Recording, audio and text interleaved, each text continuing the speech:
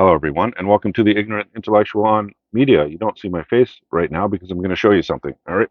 So here's a box of CDs. It's one of many boxes of CDs that I have because I took all my CDs off my shelves in order to fit, like movies instead.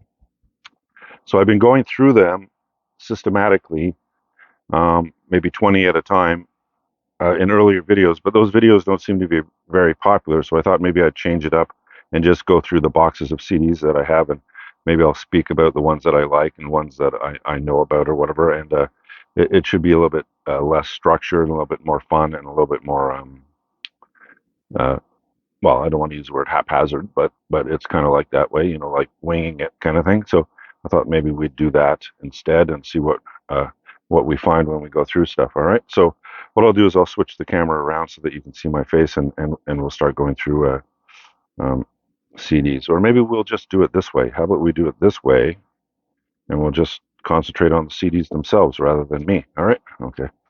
So let's just start going through CDs. When it gets to be a certain time period, then I'll stop the video. But it'll be kind of like my film library videos where they're just not going to be everything in alphabetical order or anything, right? So all right, so let's do the first one.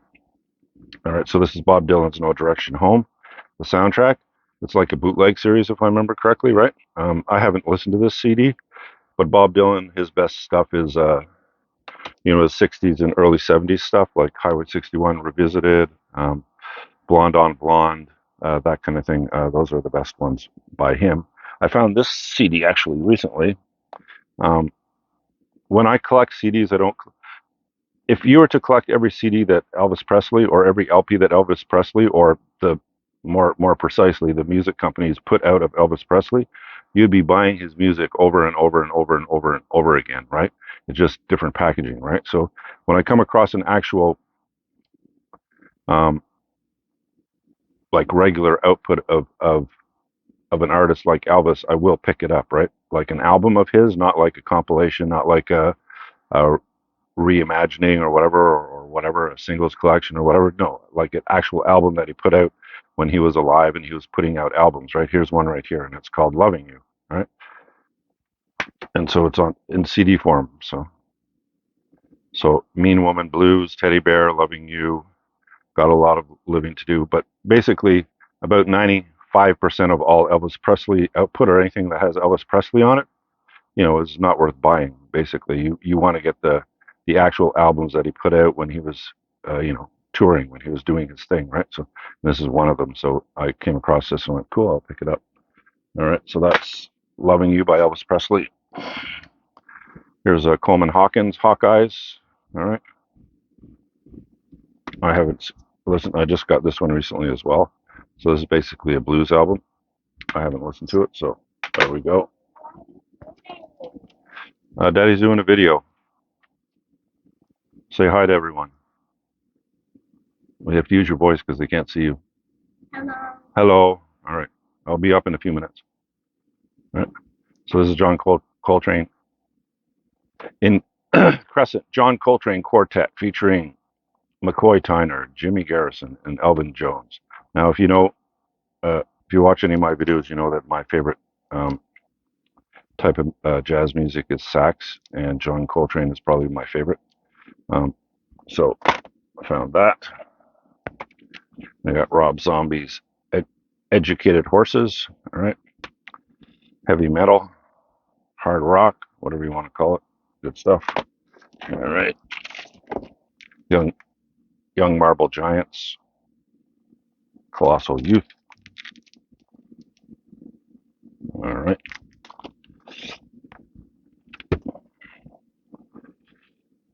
Apostrophe, Overnight Sensation. So Frank Zappa double album. It looks like they put two of his albums on one disc. So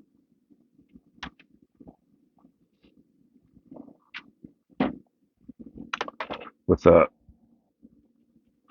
with Frank Zappa, his best stuff is probably "We're Only in It for the Money" and "Hot Rats." Those are probably his two best. All right, Jim Bryson and the Occasionals. He's actually an Ottawa artist.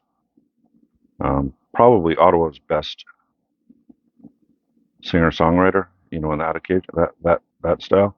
But he never really toured or anything. I mean, he actually toured with Kathleen Edwards. If you've heard of Kathleen Edwards, he was, one of the guitarists in her band. He would tour with them, but he never really toured with his own music. He basically stays in Ottawa. When I go visit Ottawa, I do see him occasionally. So,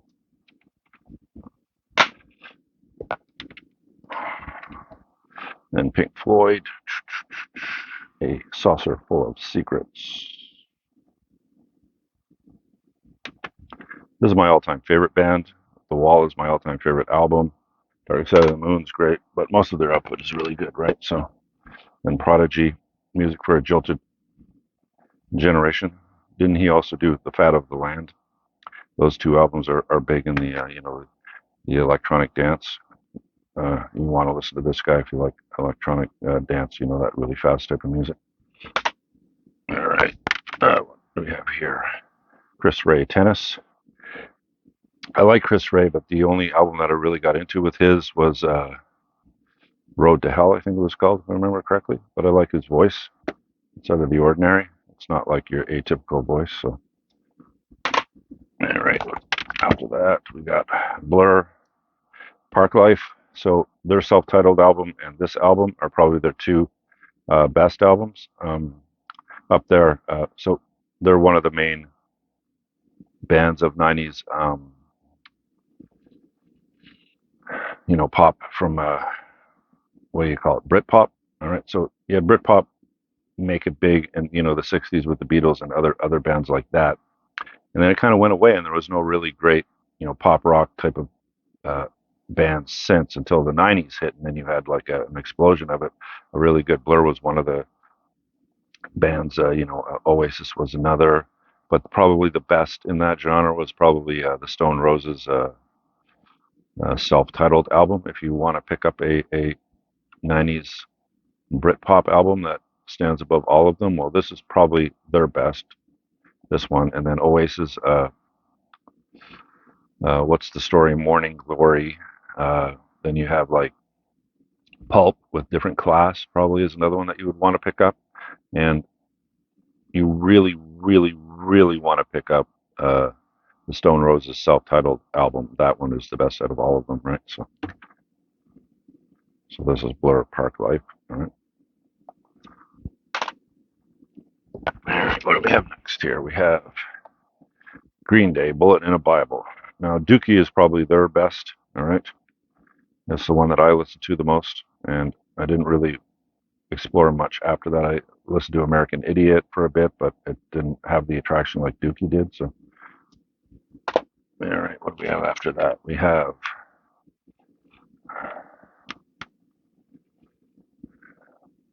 Pantera, the Great Southern Trendkill. Pantera is one of the great, heavy metal bands, American heavy metal bands. All right, what's up after that? We got original soundtrack, Flash Gordon. Obviously, you picked this up because Queen did the soundtrack. The actual movie sucks ass, even though people just keep watching it. I don't know why. It's a really bad movie, but I think Arrow Video put out a really good custom version of it, that like Arrow does, right? We got Momentary Lapse of Reason by Pink Floyd.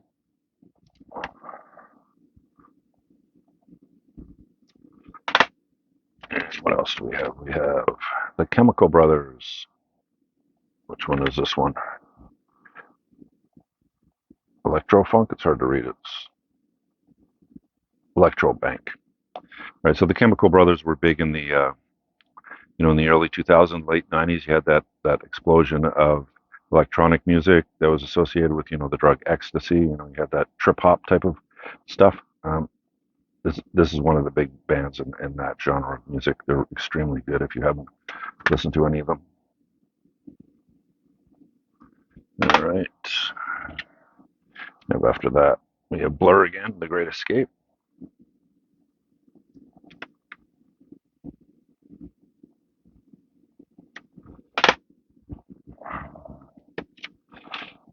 And we have another one in that genre, Fatboy Slim. Better Living Through Chemistry. This is one of his greats. What was the other one? when I come across it, I'll tell you. But he's another one of the greats in the the trip hop, the electronic, that late '90s, early 2000s music.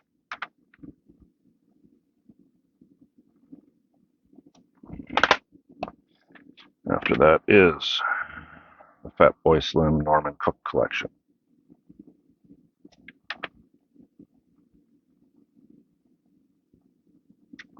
All right. After that is this is Roger Waters, one of his solo albums. What is it? Something about hitchhiking, right? The pros and cons of hitchhiking. All right. So Roger Roger Waters is one of the band members of Pink Floyd. If you didn't know that, he's the main catalyst for the Wall. You'll hear a lot of his singing on the Wall. Right. All right. Then we got a Jimi Hendrix Voodoo Soup, one of the great guitarists. Who actually didn't make it big until he went over to Europe, right? And then the Americans started to take him seriously. But when he started his career, I don't know if it was racism or what, but anyways, and then you got Presence by Led Zeppelin. Not one of their greatest albums, but nothing really. I mean, except maybe Coda. Their stuff is great. One of the greatest bands in the world. We got The Times They Are Changing by Bob Dylan. All right.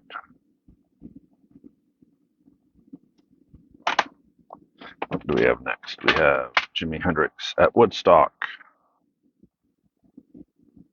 All right.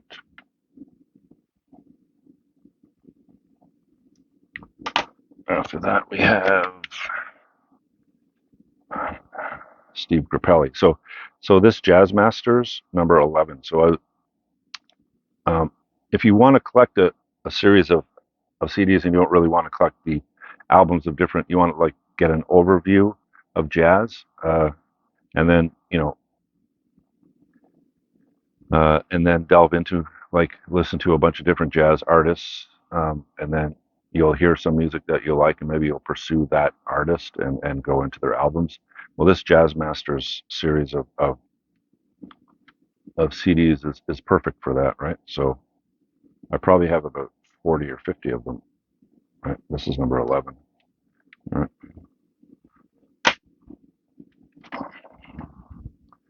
Yeah, Sinead O'Connor, my all-time favorite female singer. All right. This is Shane No Noir. All right. It's one of her later albums. Her best albums are I Do Not Want What I Haven't Got and Universal Mother. If you haven't explored her, you have every generation puts out probably maybe 3 or 4 great singers, but then just overall in music history, you'll have like a Whitney Houston come along, or a Bjork, or maybe a Celine Dion. Well, Sinead O'Connor is probably in the '80s the greatest voice of the '80s, I think. In my opinion. Although maybe many would say would be Whitney Houston, or even Mariah Carey, maybe. So, but I don't know why, but her voice seems to hit me the most out of all of them. Right. Next up after that is Billy Cobham, Spectator. I know absolutely nothing about this. If you do, let me know.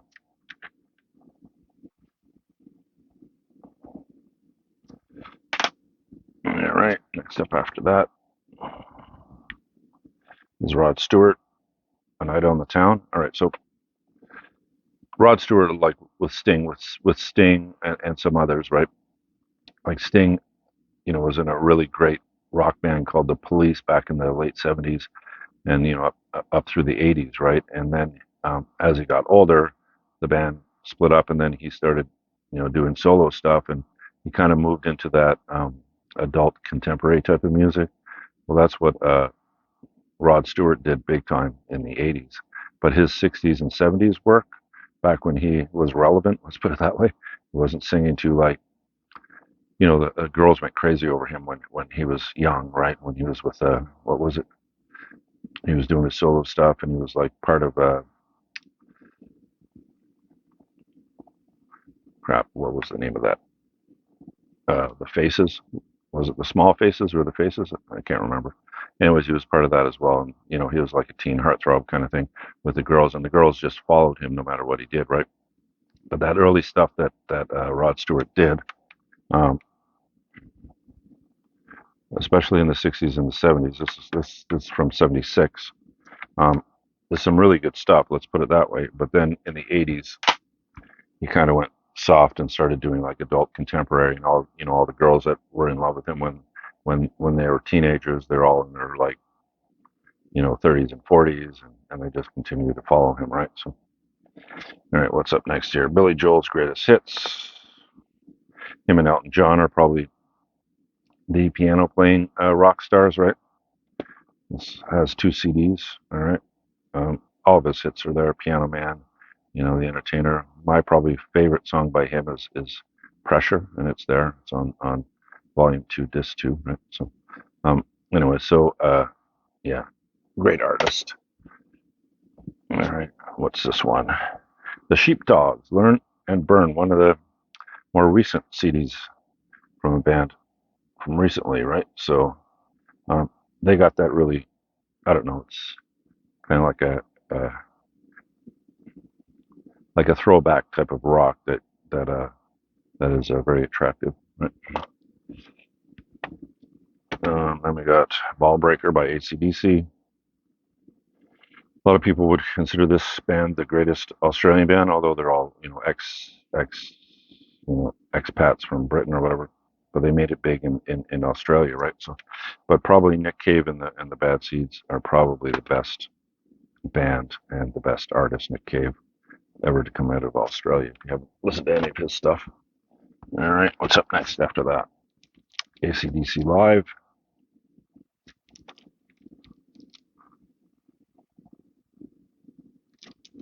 All right, so after that, High Voltage. Excuse me. This is one of their better albums with the original singer Bon Scott, right? So, is it? Is this one with Bon Scott? TNT, yeah, it's Bon Scott. All right, so then we got Who Made Who? ACDC.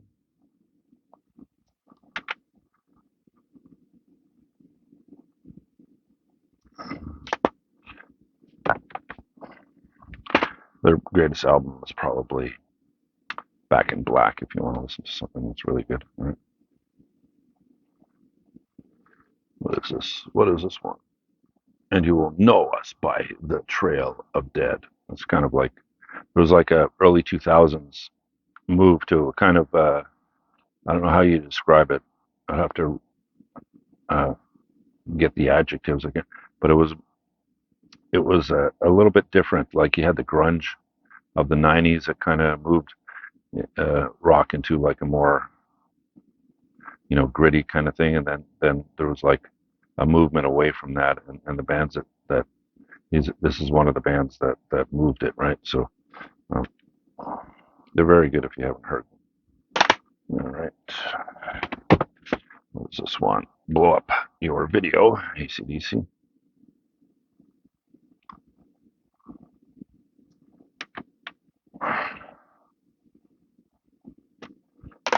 All right. Next stack. How many minutes are we? 20 minutes? We'll go up to 30 minutes. All right. So here's Hot Rats by Frank Zappa. This is the greatest. I think my personal favorite of his, probably his greatest album, is this one. All right. Um, this one, or maybe you're only in it for the money. All right. So that's Hot Rats. The Mothers of Invention. The Mothers of Invention, which is the Frank Zappa band. And Weasels ripped my flesh. All right. If you never listen to Frank Zappa, he's pretty out there. He's he mixes rock elements with jazz elements and kind of like a bluesy feel sometimes as well. So here's a One Size Fits All by the Mothers as well.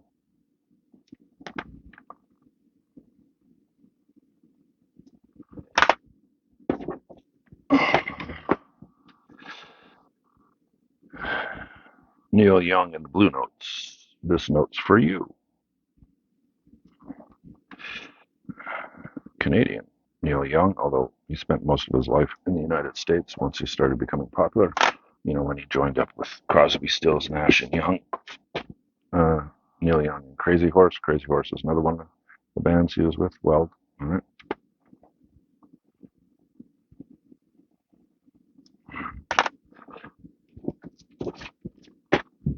And we got Neil Young Americana with Crazy Horse. Wonder why I don't have this in a plastic cover. I'll put that to the side. I'll put a plastic thing in it. All right. What's this one?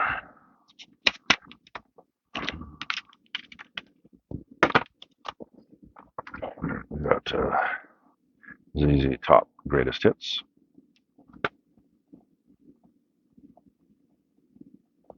One of the great white blues rock bands.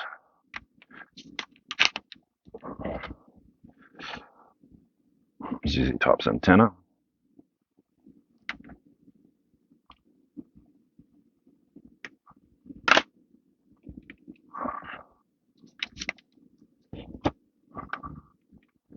(1985's) Afterburner. This is where ZZ Top started making it big with this album. There were two albums in the 80s that just rocketed them up to stardom. There was that one, and there was this one, Eliminator. It was because of Much Music and the videos that they played that kind of grabbed everybody, right? They had the, that car and, the long beards. So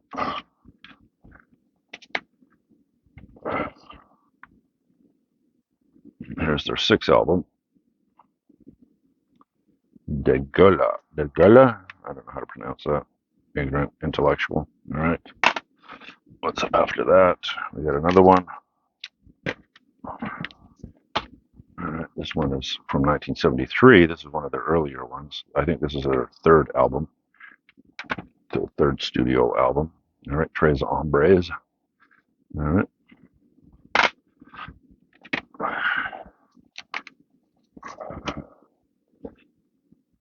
This is their first. All right. ZZ Top's first album. So if you want to look for their first album, this is what it looks like. This is from 1971.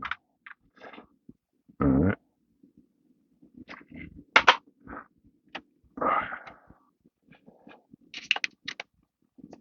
This is another Frank Zappa album. All right. With the Mothers. Overnight Sensation. I think this is from what? Early 70s, right? Yeah, 1973. All right. All right. Well, yeah.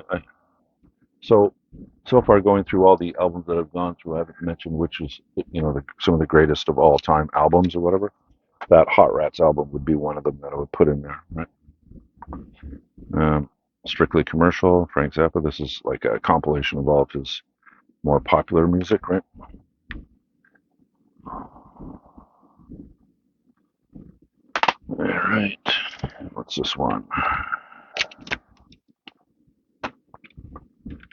This one's from 1985. Frank Zappa meets the Mothers of Prevention. All right. What's this one?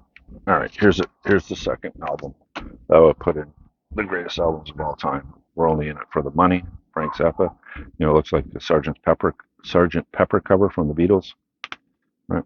It was like, that's what he thought the Beatles were. They're only in it for the money, right? So they decided to put some satire, right? All right. What's up next? Neil Young Live Rust. Crazy Horse. All right. What's up after that? Oh, everybody knows This Is Nowhere. It's one of his greatest albums. All right. I may put this in one of the one of the greatest albums of all time. This album. All right. There's a few of Neil Young's. Rust Never Sleeps. Neil Young with Crazy Horse. Well, there's a few of Neil Young's albums. Harvest Moon might be another one. Harvest might be another one. Tonight's the Night might be another one. This one could be in the, in the greatest albums of all time as well. He's probably got 4 or 5 of them that are up there. Here's the Harvest one I was talking about. All right.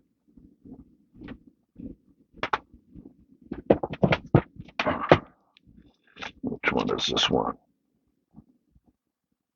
This is Mirror Ball by Neil Young. All right. And Harvest Moon. This might be another one of the greats.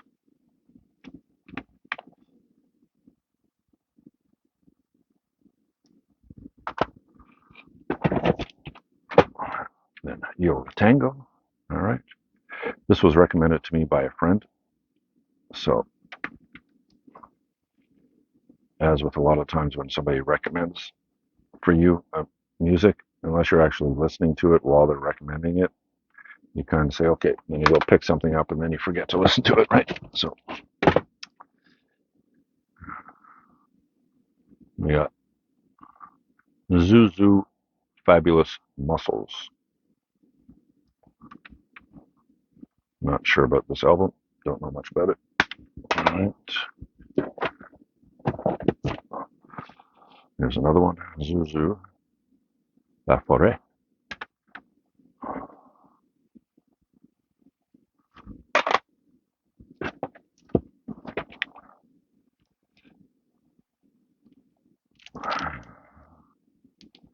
We're getting into some of the albums that I picked up. I know I've mentioned previously in CD videos that I've done that I had this really large collection of over 500 CDs or from this girl that was selling. I got them all for like $50. There's a lot of this stuff, this kind of music, right? I was slowly going through it, but I don't know much about it. So, then Hawksley Workman, one of my all-time favorite Canadian artists. He's a multi-instrumentalist. He can play almost every instrument that you can think of, and he's a great singer-songwriter as well. But his best album is probably Lover/Fighter. If you want to pick up one to see what he's like, pick up Lover/Fighter. I might have it in here, actually.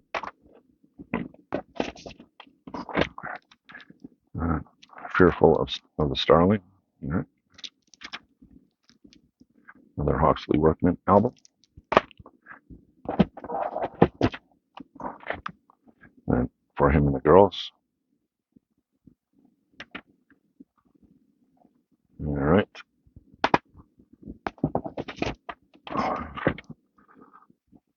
And Milk.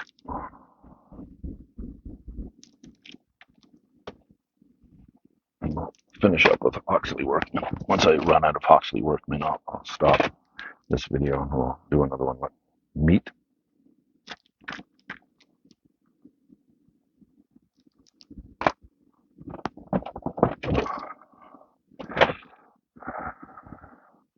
Last night we were the Delicious Wolves.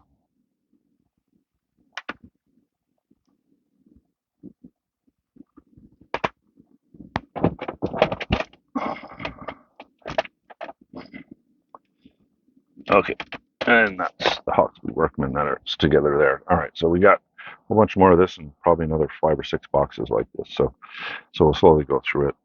And so that's so far of those ones. So out of those ones, probably only 2 or 3 of them would be considered like the all-time greats. Well, you got a couple of Neil Young albums. You got a couple of Frank Zappa albums, maybe an ACD album here or there, but I didn't show you Back in Black, so that's probably the one that I would choose. All right, so all right, hope you like this. If you did, leave a thumbs up.